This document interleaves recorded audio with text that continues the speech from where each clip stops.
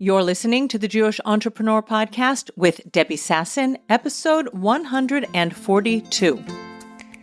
Welcome to the Jewish Entrepreneur Podcast. I'm your host, Debbie Sasson.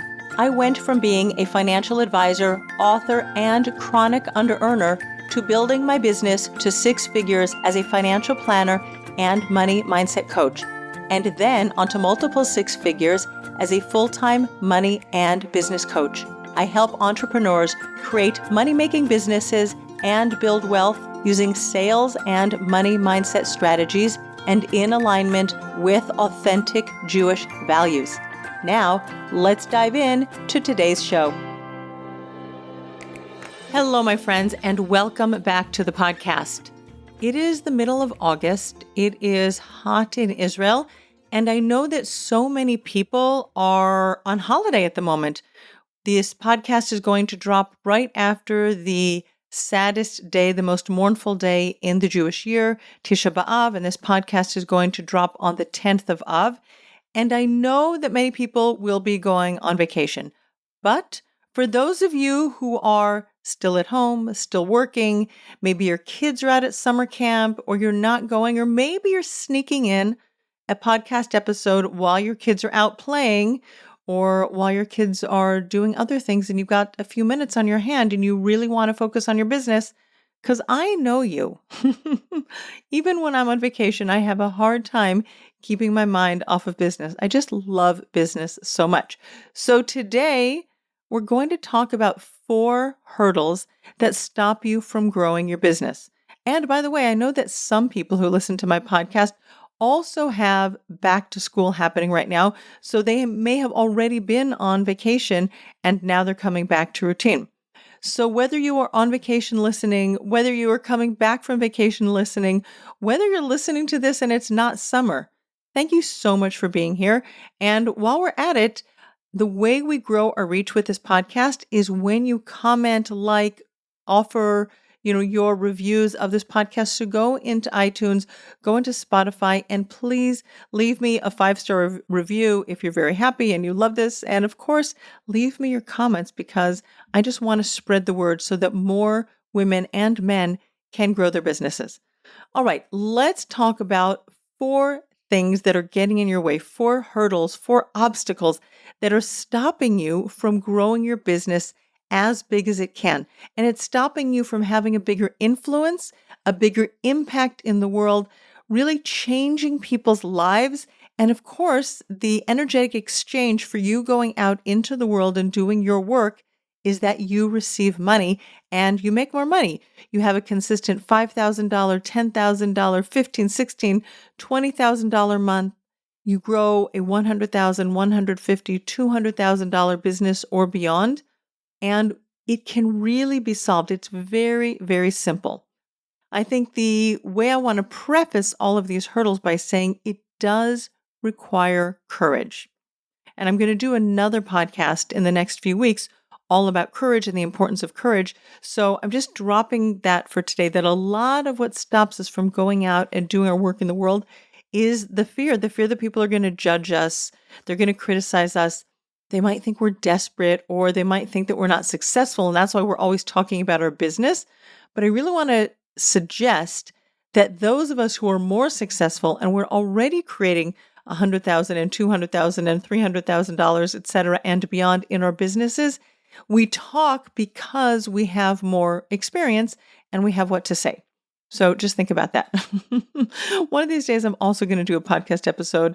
I've been thinking for a few weeks already or months already, because I have in the last 5-6 years, I have created cumulatively $1 million in my business. And I do want to talk about what that takes and the mindset behind that. But for today, we're going to talk about the 4 hurdles. So the number 1 hurdle that I have been seeing recently in a lot of conversations that I've been having with potential clients, coffee chats, my clients in my Wired for Wealth program, my one-on-one clients, the number 1 hurdle that I see is marketing. And what do I mean by marketing? When you have a business, you have to let people know that your business exists. When you are a solopreneur or you are running a small business, you might have 1 or 2 or 3 people on your team. but you are the face of the business.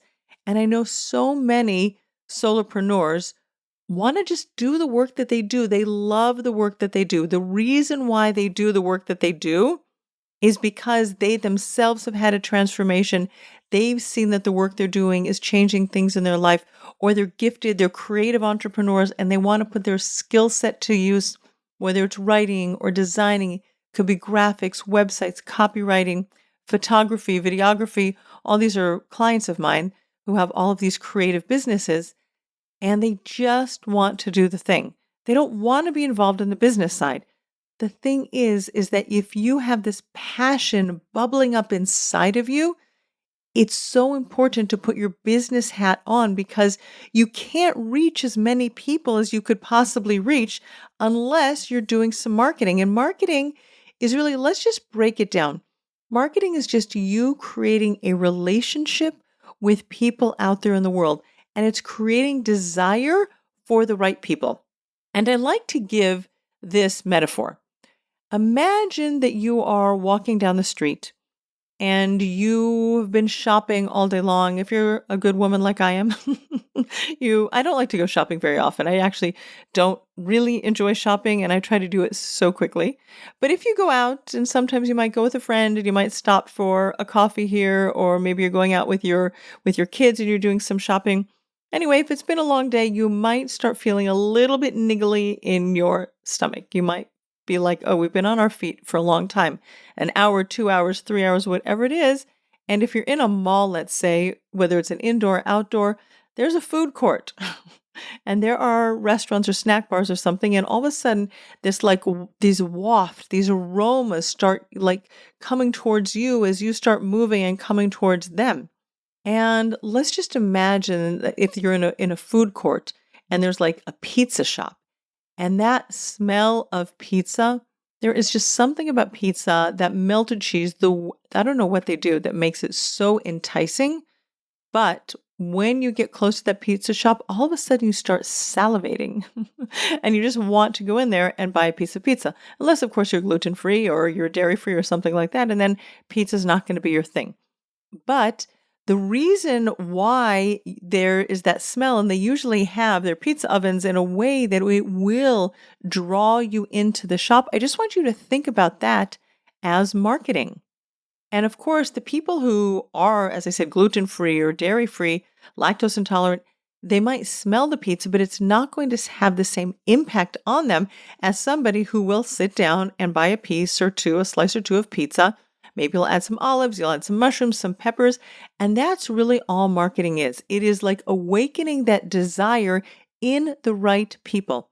If somebody wants to eat a hamburger, and if they really, really enjoy hamburgers so much more than pizza, then they're going to be like, oh, that's nice. I smell pizza, but it's not going to draw them in the same way as like pizza just draws me in. In fact, I had some kids and grandkids over today as I'm recording this podcast, and they were making little mini pizzas in our sandwich makers. And I came downstairs after speaking with one of my clients. I had a couple of client sessions back to back. I was like, wow, somebody's using the sandwich maker. Somebody is making, it was a pizza, but that melted cheese smell, there's just something about it. Wouldn't you agree with me? And that's what your marketing is. It's for you to arouse the desire in the right people. And here's an exercise that you can do to really connect you with why you want to be bigger, why you want to be more visible, why you want to be bolder about your marketing and really go out there and reach your people. And you don't want to make it about you, but really sit down and write an exercise for yourself about why you're doing the work you are doing. What is your mission in the world? What is your purpose in the world? Are you a healer and your goal is to really help people to heal from trauma? Is it to heal from sports injuries, to heal from pain? If you're that type of person, or if you're a health coach and you know that people are eating very poorly, they're not taking care of themselves, they're eating too much sugar, and maybe you don't believe that people should be eating dairy, or you really hold by a keto, regimen, and you don't think people should be eating so much gluten. You think that people in general are not eating enough protein, whether they do or don't eat breads and pastas and things like that. But really sit down and write, what is your mission in the world? And when I sat down and did this very recently. Like, it's really important to me. I wrote this as my mission statement that I help 1,000 women make $150,000 in their business, because women are gifted, we are talented, we have so much to offer, we care. Really, from our deepest places inside of us, we have so much compassion and so much caring about other people. We want other people to heal, to grow, to rise, to thrive, to succeed.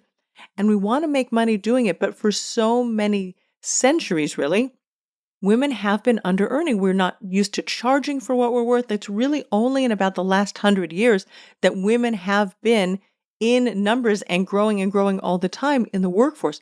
There are thousands of years of women just doing the beautiful things that we do for no money at all. So we're just not used to charging. And some of us are getting bolder about it and bigger about it. But when you can go out there and feel confident and feel brave and courageous that you get to get paid for the work that you do, and there's this beautiful symbiotic relationship where you give your skills, your creative entrepreneurship skills, your healing skills, your coaching skills, whatever it is that you do, other services that you provide, you get paid for that. And my mission is really to help those 1,000 women make that money. And just think about it, 1,000 times $150,000, that is women creating $150 million of value in the world. Now, that is my mission, and that really lights me up, and that keeps me going with my podcast, with my emails, with my social media, with all of the ways that I reach my potential clients. And of course, some of them will be my free content who are going to absorb, my podcasts, read my emails, and they won't ever work with me and pay me money, and that's fine. And some of them will take it to the next level. But if you're not marketing, my friend, like, less people are just going to know about you. You're going to be relying on word of mouth, and your business will just grow slowly, and you will have less impact in the world. You've got to take the focus off of you because it's not about you. And when people say, oh, there are not enough people, there's other people doing it, I really want you to believe that your gift, the gift that you bring to the world with your life experience and your work experience and everything that you pack into your gift, it is unique to you. Nobody in this world can do it quite like you. And even if there are people, like if there are lots of other business coaches, there are lots of other money coaches in the world, but nobody will do it exactly like me. There are 1,000 people waiting to do this work with Debbie Sasson, and I am so sure of it. And you too can be sure that there are 8 billion people on the planet. Your 1,000 people, just focus on the next 10 people, the next 50 people, the next 100 people. Your people are in the world and they want to work with you. So go out, talk to them, find different ways of working with them. And there are ways of reaching them. And it can be giving workshops, it can be giving webinars, it can be having a podcast. It's definitely sending emails. That's going to be the hurdle number 2. If you're showing up on social media or one-on-one conversations, networking events, make your day count by reaching more people through your marketing. All right, hurdle number 2. You're going to do the marketing, you're going to meet people, you're going to get leads. Now you have to manage those leads. And the way you do that is with your email marketing. Now, my dear friend and listener, I love you very much, but you and I just have a platonic relationship because, unless of course you're on my email list, because on your email list, we have a deeper connection because I send out emails weekly, even more frequently to my people. And I have different resources on my website, like my Money Mindset Workbook. And by the way, that is the way, if you're going out there and you're meeting people in coffee chats or networking events, it's very important for you to have a lead magnet, something that you can offer people for free so that you will get them into a deeper relationship. You move from like platonic friendship, friend zone, into like you start dating each other. They sign up for your email list. They stay with you for longer periods of time. Now, I've signed up for email lists and I will get what I need and I will unsubscribe right away. In fact, today I unsubscribed from 3 different email lists because I realized that I didn't need the information. One of them I just wanted to download. And of course, like most things, I didn't even look at that download. I was like, oh, what is this person? I can't believe I'm on this email list. And the other one was because I couldn't get into their website without signing up for the thing. And then I just signed up for the thing and now I unsubscribed.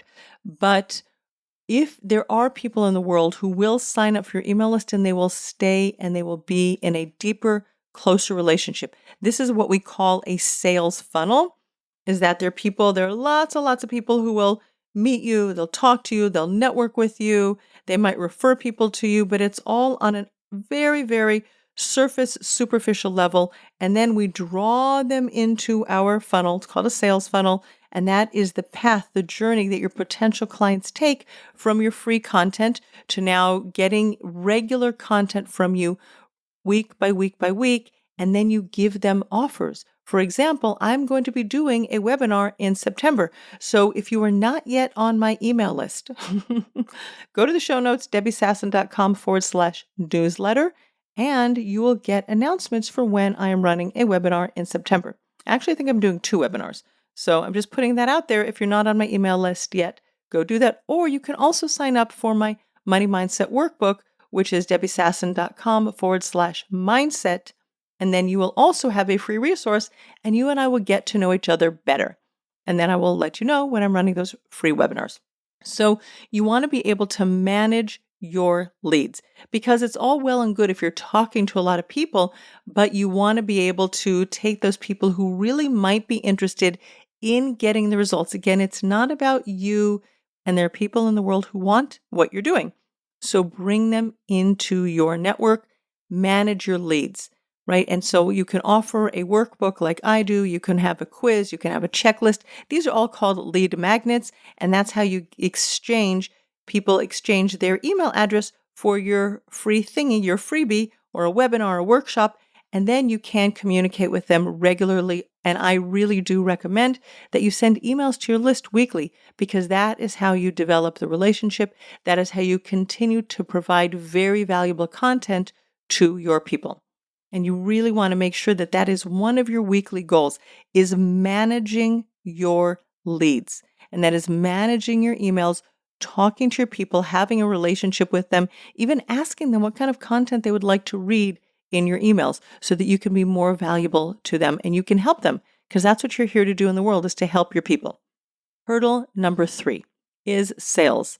Let's talk a little bit about sales. You know that I love to talk about sales. And we really do have to just delete. Can we press the delete button on sales being sleazy? If you believe that there are people in the world who need, want, and desire what you're offering, the way to get them to get the results that they want is to offer them to work with you in exchange for money. And just this week, I hired 2 new different personal trainers. I think I've spoken on the podcast about my personal trainer of 4 years, moved away, and it was a very sad day for me. But I had to go and find different trainers. So I'm currently trying out 2 different trainers. One of them is in a group class. One of them is one-on-one on a stability ball. There are new types of exercise for me, and I'm going to see. So I really went in search of people, and I wanted people to sell to me because they had something that I wanted, something that I was looking for, something that I was desiring. And when you can really put that idea into your head that your people are also looking for you. So show up with your marketing and then get on a sales call and tell them how much it costs to work with you so that they can actually change their health, change their weight, change their physique, change their business, get the copywriting they need, get the website they need. There really are people who want what you offer, but you have to be willing to show up in service and sell to them. And there are different podcast episodes, we'll put some in the show notes about you selling and my process, which I really strongly believe in, which is my sacred sales conversation process, is clearing your mind of all your limiting beliefs, clearing your mind of making it about you and your needs, and really showing up 100% in service of your ideal client. So that's hurdle number 3. Hurdle number 4, which is connected to the marketing and it's connected to the selling, is money. We have to talk about money. The reason that you're not making as much money in your business as you want, so often I find it's because you're undercharging.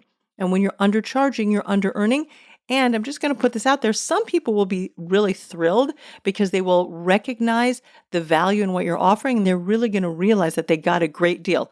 Like all of a sudden, if Elon Musk was selling Teslas for $5,000, there would be probably 8 billion people on the planet lining up to buy a $5,000 Tesla because we'd be like, he is definitely undercharging for this valuable car. But since he's not doing that, let's just talk about your offer. Many of my clients, when we start working together, we really look at the value and the transformation that their clients are getting. Again, look at everything we've spoken about so far on this podcast. Your clients want a transformation. They want a solution to their problems. They want different results from what they currently have. And there is an economic value. There's also a time value, right? And so when you really look at the impact that your service has on your client's business and the long-term value of it, it's not just like the exchange that you're going to have in a month or 2 months or 3 months, but it's going to be out there for a very long time. My husband, for example, and his partner, they're writing a book, and I connected them up with a copywriter and a website designer because these are some of my clients, former clients, people in my circle.